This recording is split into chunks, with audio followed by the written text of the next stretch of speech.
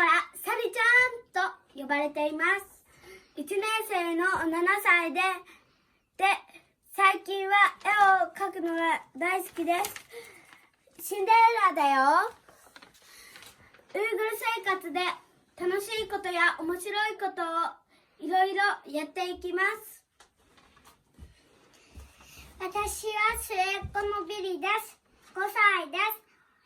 お姉ちゃんとおうちごっこするのが大好きです。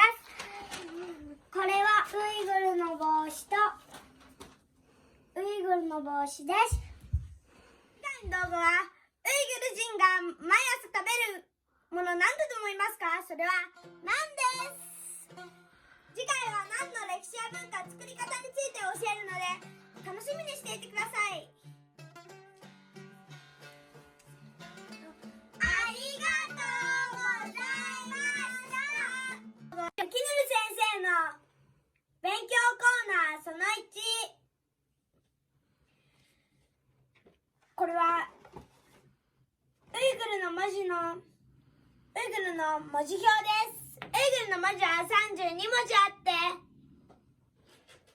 右から左へ読みます。日本語とは反対ですね。この32文字を覚えると、ウイグル語は書けて読めるようになります。さて、今日はそんなウイグル語の言葉を一つ覚えましょう。ありがとう。レフメット。ありがとう。レフメット。ありがとう。レフメット。さて、覚えたかな？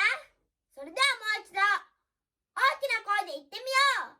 ありがとう。レフメット。